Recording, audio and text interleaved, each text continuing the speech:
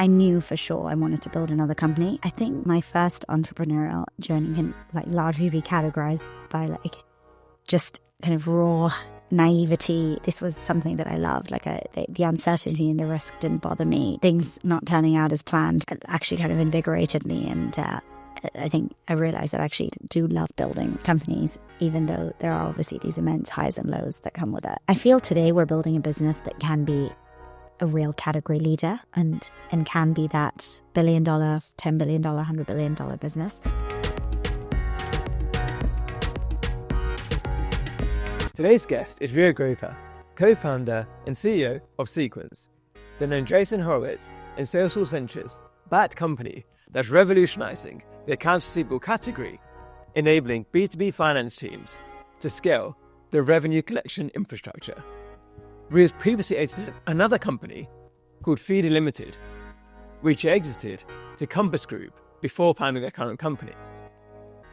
Now, Riya's got this rare story that we'd love to share because she grew up, wanted to be an economist. She worked in that area for a while before moving into other careers, doing an MBA, learning so much more, and then hitting the ground running with her first company, doing incredibly well there, but still wanting to do more.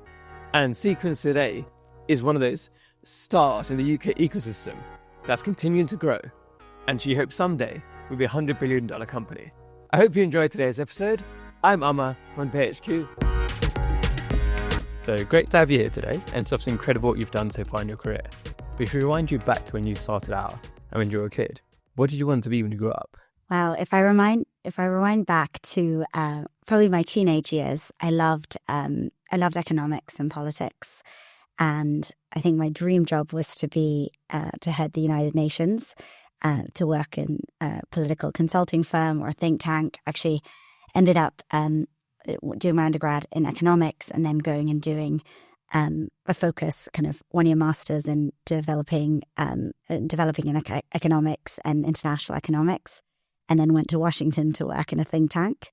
And so that was kind of always the path I had planned in the early days.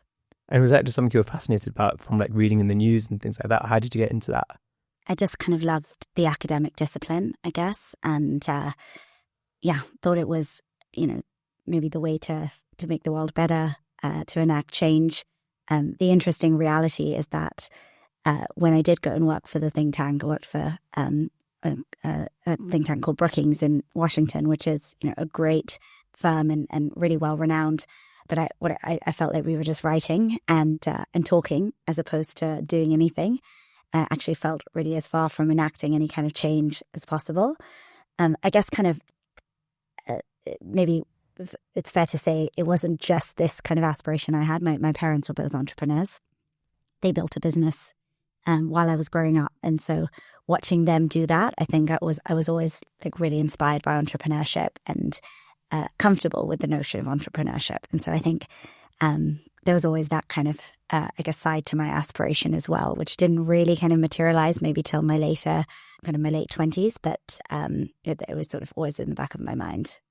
And when you realised when you were at the think tank that, like you said, you're doing more writing than acting. Yeah. How did you then shift gears to do something else? How did you okay, I've wanted to do this my whole life.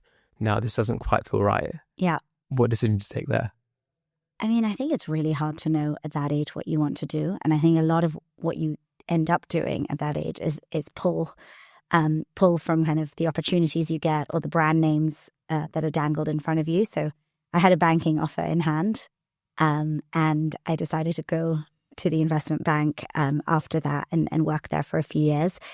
I think partly for sensibility purposes, people saying it's a great place to start your career and it's a really solid foundation. And I think to a large extent it was, but I don't think any part of me really at the time believed that I was going to build a career in finance. And so maybe had I been a little bit more intentional about it, may have ended up working for a big tech company or pivoted in a slightly different way. But what I ended up doing was taking the banking offer that I'd been given and working at Deutsche Bank for a few years. So you obviously had a very successful career within doing your studies. You obviously did very well there. Then you're at an economic institution and doing the think tank side. Then going to a banking environment must have been very different to those you might have been in before. How did you find that? To be honest, I actually loved the pace and intensity. Whilst, it probably wasn't kind of my life's ambition to be there, for over a long career span. I actually really, really loved the kind of intellectual challenge, the pace at which you had to operate. It made great friends, had a really, really fun time. And I think there are certain things that it taught me about how to work and I guess how to eventually be successful that, I absolutely ascribe to that experience. So no regrets there.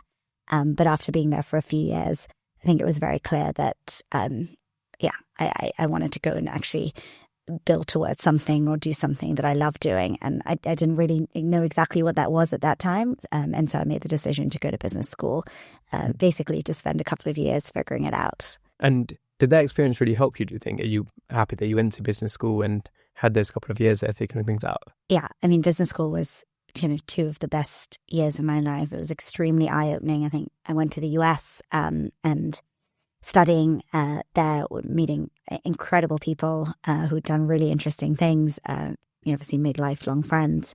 And the interesting thing about HBS is that they use the case method, and so over the course of 2 years, you do hundreds of or thousands of case studies on different companies, different sectors, different vertical, different entrepreneurial stories, actually.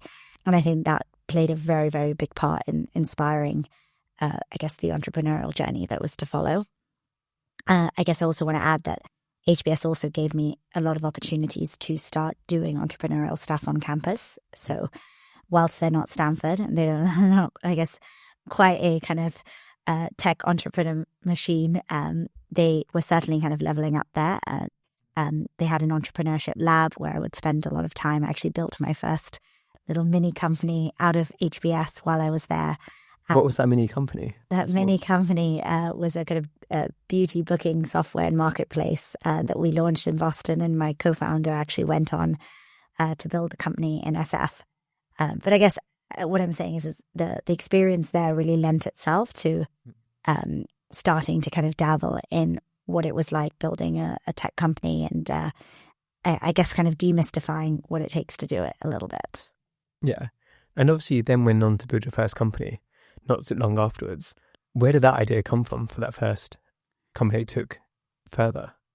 I think my first entrepreneurial journey can largely be categorized by just kind of raw naivety and desire to jump into something quickly. I mean, I graduated from HBS, had an idea, saw that there was lots of independent restaurants at the time that had a huge amount of kitchen downtime, probably 8+ hours of the day that they had capacity but were not operating, and an interesting opportunity to connect them to corporate and venue demand and to build the software in the middle that facilitated those transactions and orders, payments, and everything that comes with basically supplying into that, into corporates and venues. Deliveroo wasn't really operating at the time, and we were able to go and actually sign up restaurants very quickly, and it was a very compelling value proposition for them.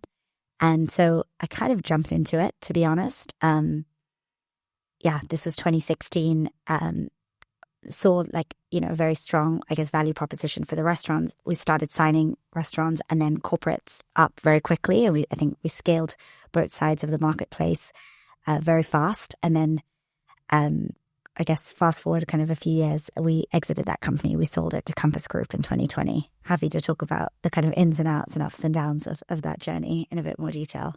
So I guess in this early parts of that journey, right? So you've done all these case studies at HBS. Yeah. You've had a few dabbling when you're on campus, but then to go into it full time, what I guess surprised you? So anybody who's maybe studying an MBA right now and then goes on to do their own company, what advice can you give them for making that transition to reading and doing the case studies to here it is full time? I think reading and doing the case studies give you a lot of great frameworks with which to assess a market opportunity, with which to kind of, I guess, understand a customer problem or design a product solution. Obviously, nothing is ever as you predict until you get on the ground and talk to customers or actually just try and sell something to somebody.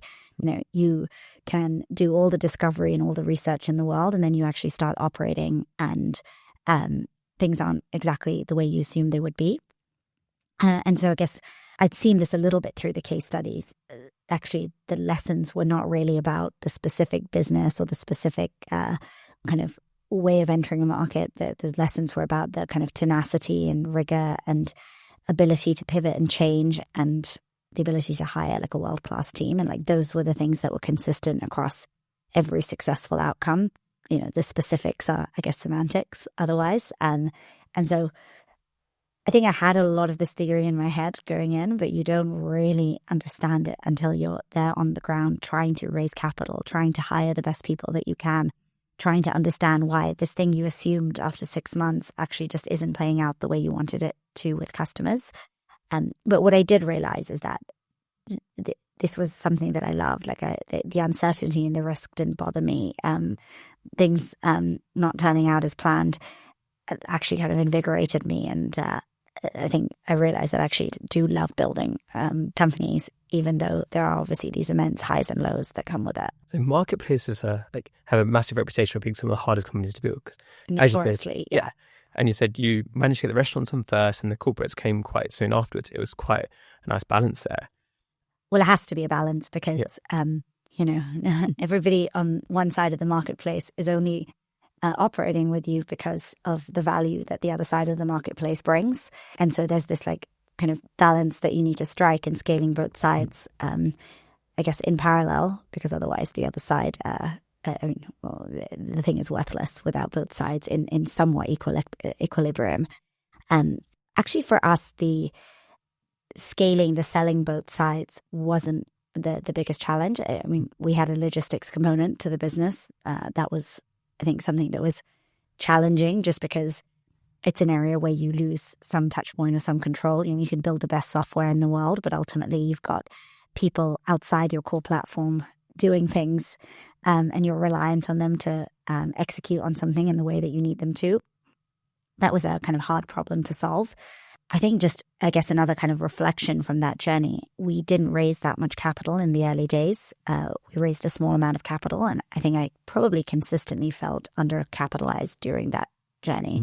I think to be able to build a brand, actually kind of create a strong market presence, there's a certain minimum amount of capital that you need to do that. And we had such short windows between fundraising cycles that it always meant that we hit a nice kind of piece of momentum, but then 6 months later we have to go out and raise more capital because we didn't quite get enough the last time. And that was an important lesson for me, to really make sure that you are raising comfortably 18 months of runway when you go out and you're raising money, because it takes conservatively probably 3 to 6 months to fundraise the next time. And we held it together, but there were definitely periods in between raises where we couldn't pay our team anything, and we had to just kind of tide over until the next raise. And so I think we got very close to the edge, so to speak. And I think it's a good lesson for me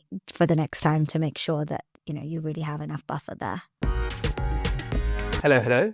Quick interruption to let you know about Bay HQ. We're the community for high growth British Asian entrepreneurs, operators, and investors. And you can join completely free at thebayhq.com/join. There you get our CEO pillars, so that's content, events, and opportunities direct to your inbox every week, so you can get involved and it can help you to further your business and your career. We also have a free startup course called Bay Startup Foundations, where if you think about starting a business someday or at the early stages, it gives you all that information to help you hit the ground running and to thrive in this new world. Back to the show. So as you mentioned as well earlier, you had the exit there, right? And you were able to get acquired. Can you talk us through that acquisition and why that was the right time? Sure. So I started the business in 2016, grew the business pretty fast over 3 years, and Compass Group actually became a customer towards the end of 2019 or mid-2019. And that was a strategic decision we made. We saw a really interesting opportunity to work with these large food service groups and supply our software to them. And so we engaged with them at a customer level kind of in mid-2019 and started getting pretty excited about the partnership there.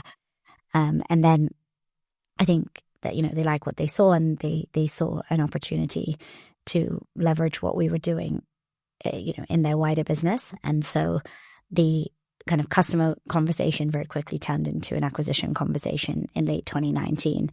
It wasn't a given that we would have planned to sell the business so soon. We were sort of planning to raise more capital and expand into additional markets.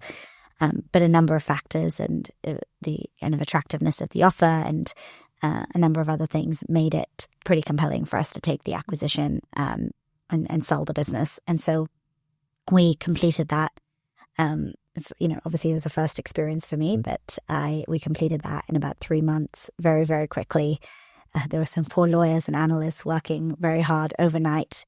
And we actually completed it on the eve of COVID in the UK, which obviously nobody knew was coming, but that was lucky timing-wise. Yeah. And I guess one of those things which a lot of founders now, as you see them talking about building rounds and rounds and going up through the levels and going to an IPO. And obviously having the experience of an acquisition at that stage, has it taught you a lot about in terms of how you'd plan for the exit in the future and how you'd, get ready for that potential opportunity? It's a great question. We didn't pursue an acquisition in the way I think a company would typically pursue. We didn't run a competitive process.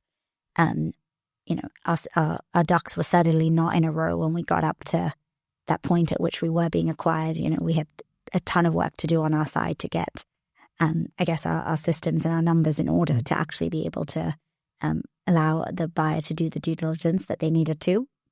I think that stuff is actually fairly easy. You can get your, you can kind of get your numbers and your materials ready when the time comes.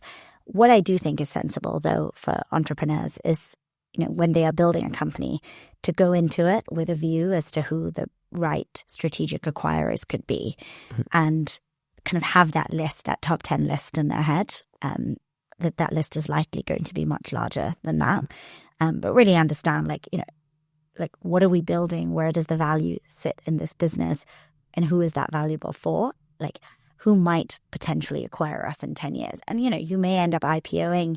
You may end up, not selling the business to one of those parties. But the vast majority of companies will exit through acquisition rather than through IPO. And so I think it's really smart to go into a business with a viewpoint to who those might be and to strategically build those relationships over the course of the journey.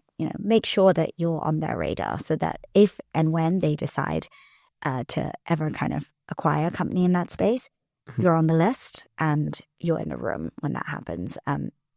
One of the things that actually surprised me about the M&A experience that I had with selling my first company, I think, especially having worked in an investment bank and having done all of these case studies, you always think of this as a very kind of formal and structured process, and it is in many cases, but it's also just somebody deciding they want something and you figuring out, you looking at all the possible levers you have at your disposal to try and figure out something that is value accretive on both sides or maximizes value to whatever extent on both sides.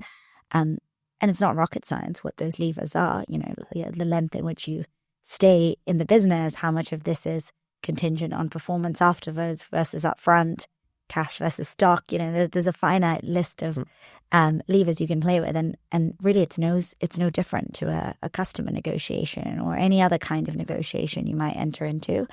And so a lot of founders, will sometimes say to me, "Oh my God, I have no idea what to do."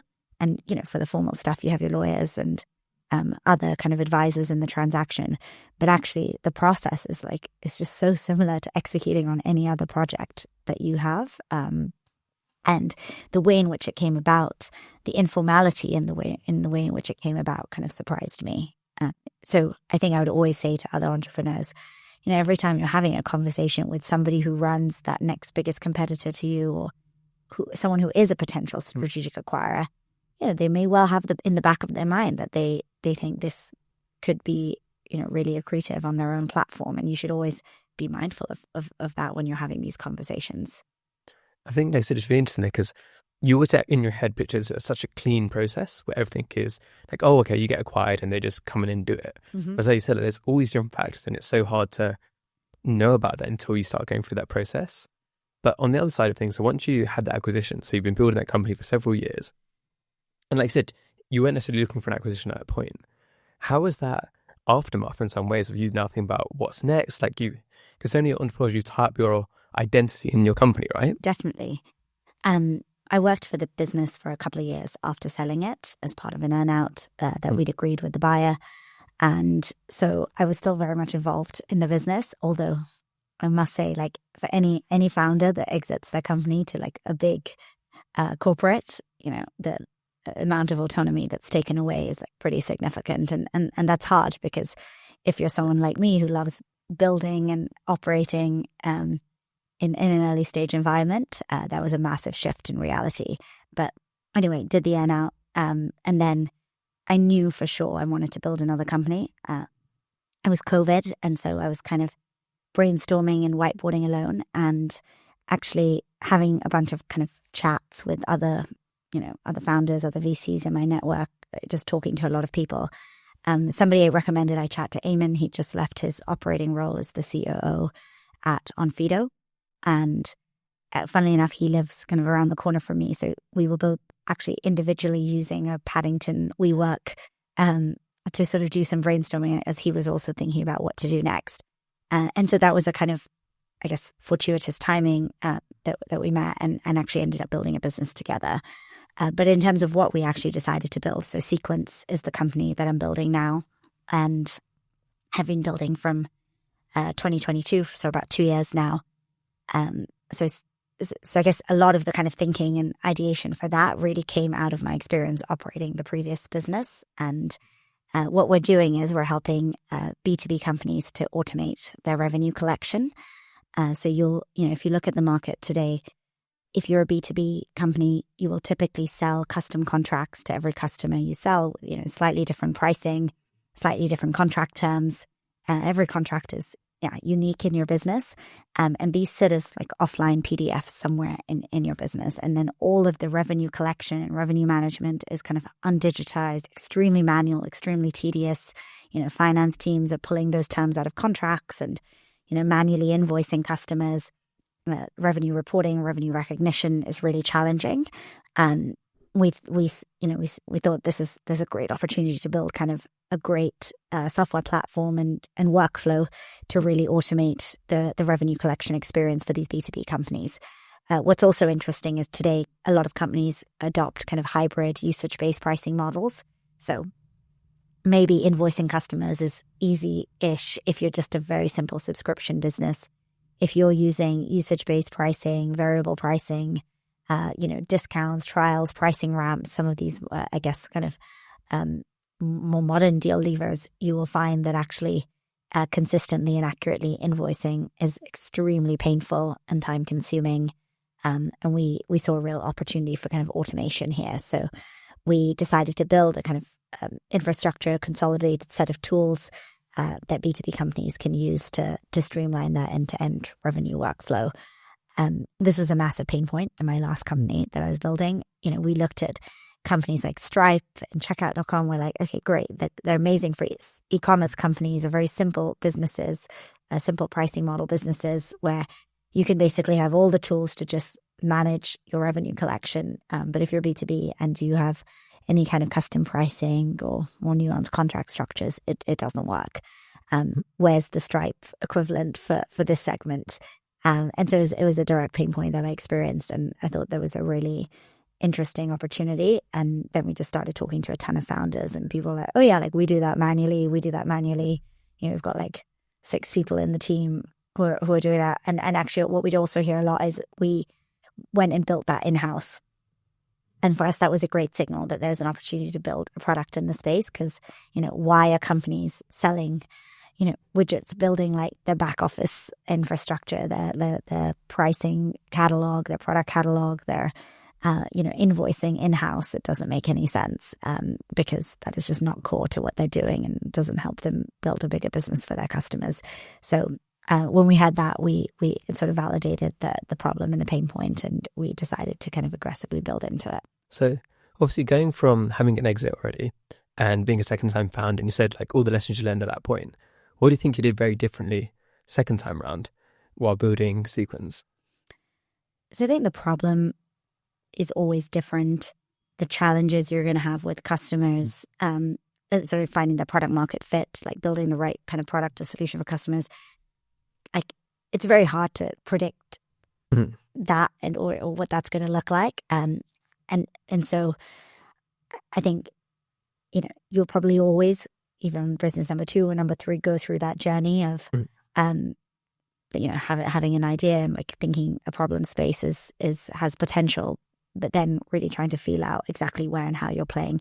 That, I think that's an inevitable journey that anybody goes through. You can't really shortcut that, whether you're building a business the second or third or fourth time.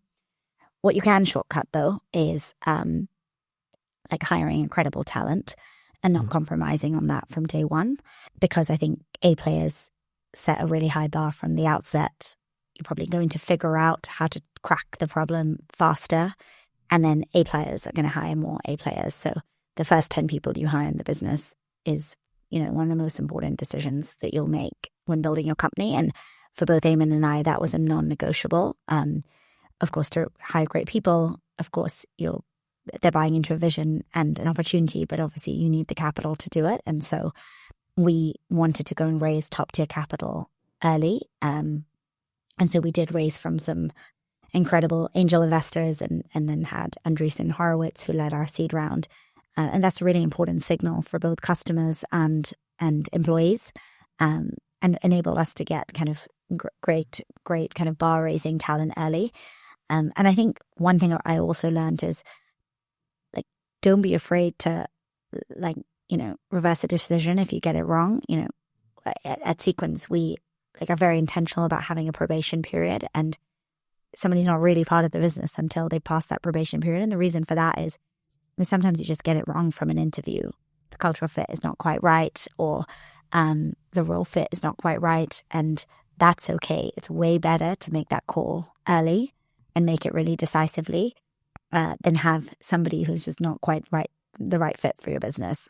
Because they, like, every single hire, in our opinion, has to be a bar raiser and move us forward. And ultimately, we'd really love to be able to build a very powerful, fast-growing business with as lean a team as possible. And not just lean because it means our costs are lower, but lean because lean means, more information density amongst the organization, less bureaucracy. Everybody's closer to the customer problem. Like, there are some, they say, like, you operate faster as a younger team than ever in your life cycle, because everybody is so close to the problem, and there's just no, like, I guess there's no like effort expended in having to disseminate information across the organization. And so on that basis, I think, we really have been very kind of intentional about building the right team early, keeping that as lean as possible, making sure that we're putting people into the right places in the team. And that was definitely a learning I had from building a company before. And you mentioned there about the A players as well. So knowing what your problem that you want to fix is, how did you pick the right A players to try to help you fix that problem? Interestingly, when we started building Sequence, we were tackling the problem from a slightly, different angle. We were more payments focused. By talking to customers and like understanding the market more deeply, we ended up pivoting our business, and the structure of the team also, I guess, naturally needs to pivot to match what the business is doing. We moved from being an API first product to more of a, kind of dashboard, low code UI based product, and therefore had to probably shift sort of some of our the structure of our organization from one that was more back end and platform focused to one that was more design and front end focused. And so, I think some of that happened organically anyway as we shifted and pivoted the business. Certain people who'd been really excited about the first vision naturally said, actually, I'm not excited about this next one. But we also then had to kind of more intentionally change the shape of our team. And actually probably could have done that even faster than we did. And yeah, I think recognizing that is crucial to be able to build into the thing that you're trying to build into. And one of the hardest things that you said about enterprise as well is that often the cycles for that enterprise getting those customers is a lot longer. And obviously, if you're trying to sell them the platform that's going to enable them to make those cycles easier, that's probably going to be difficult to get those first customers yourself as well. So how did you get those first customers on board to be using the platform and testing out the different features you have?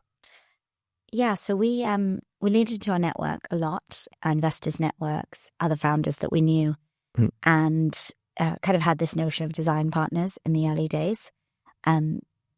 I would say, like, even in the early days of operating, you haven't really yet crystallized exactly who your kind of ICP customer is, exactly what stage they're at, exactly what needs to be true in their business for them to be a good fit for you, and exactly why you are better than the competitors for them specifically. And so your design partner set ends up being potentially quite broad at the beginning, and like we were really aggressively trying to hone that down to really figure out who are the best possible customers.